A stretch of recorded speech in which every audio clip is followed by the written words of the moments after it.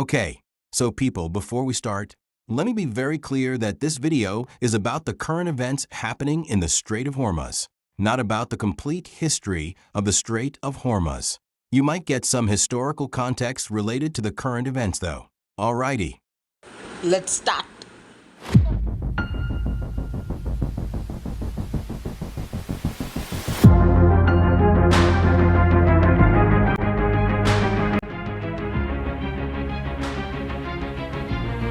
Now, imagine a narrow strip of water between Iran and Oman. This place is called the Strait of Hormuz.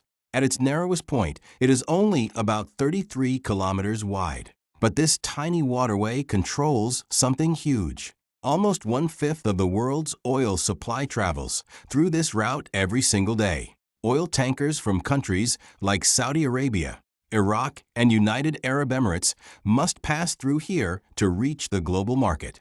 That means if something goes wrong here, the entire world feels it. And, as we all know, something really did happen in 2026.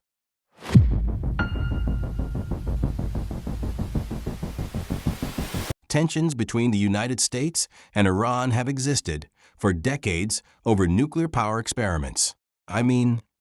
Current Israeli Prime Minister Mr. Benjamin Netanyahu has been claiming for decades that Iran is developing nuclear weapons, and it's just a few weeks behind from successfully testing them, which will be a great threat to all of humanity. If not stopped, Iran could produce a nuclear weapon in a very short time. It could be a year, it could be within a few.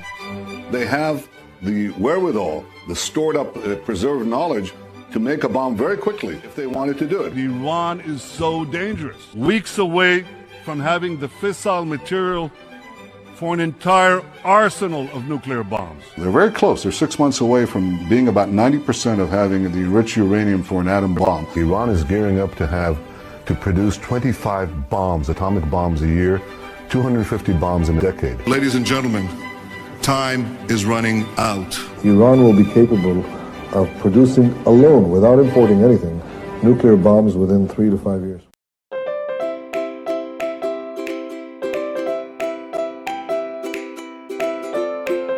But in 2026, people started asking more and more about Epstein files. So the US decided to distract all of us by creating a war against Iran. Just joking, kiddos. This rivalry suddenly became much more serious because in reality, the US and Israel have some big issues with the Islamic regime of Iran. So they launched a proper strategic coup against the current Iranian government using regular Iranians via narrative warfare, which, by the way, failed successfully when internal protests failed. Then finally US decided to launch a full-fledged war against Iran, which Americans call Operation Epic Fury. Military strikes and counterattacks quickly pushed the conflict toward the Persian Gulf. Warships from both sides started appearing near the Strait of Hormuz.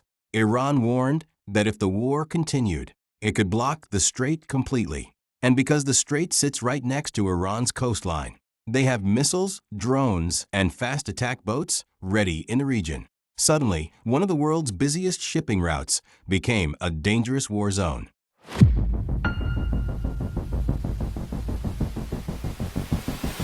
As the war escalated, the first major victims were commercial ships, obviously. Oil tankers moving through the strait suddenly became targets.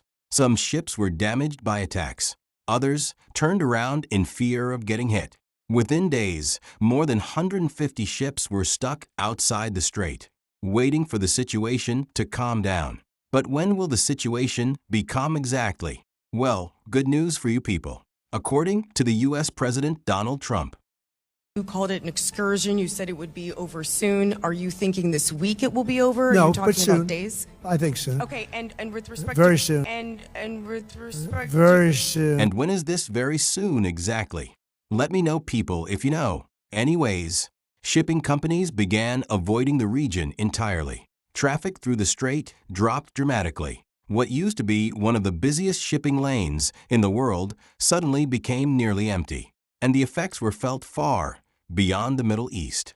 Prices of petroleum products and natural gas, like LPG, are constantly increasing throughout the world. However, citizens of one country are chilling while enjoying their vodka in the north of Asia. Yep, that's the Russian Federation, for you who didn't know. They have ample amounts of petroleum and natural gas for their own people and for the rest of the world, if the world is willing to import them. Wait, did I forget something important to mention? Yeah, the civilian casualties. See you in the next chapter, people.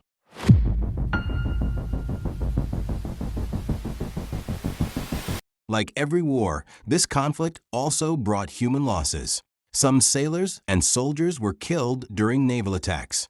Others were injured when ships or military bases were struck. Oil facilities and ports were also damaged during the fighting. For the people living near the Persian Gulf, the war created fear and uncertainty. Many fishermen stopped going out to sea. Some ports temporarily shut down, even though the battles happened mostly at sea. The consequences were felt by ordinary people living along the coast. No need to mention the U.S. missile attack on a girls' school. Near Iran's naval camp, I guess. I mean, why did Iran establish a school near their naval camp? And then, why the hell U.S. military targeted a girls' school when they are already known for their pinpoint accuracy for eliminating their targets? Maybe they did this just for fun. Just watch this.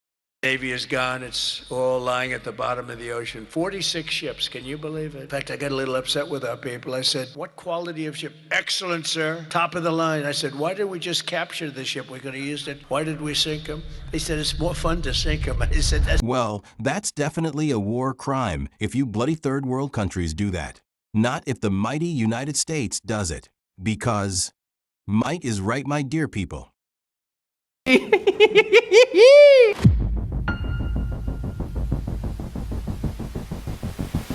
The reason this conflict matters so much is simple. The Strait of Hormuz is one of the most important energy routes on Earth.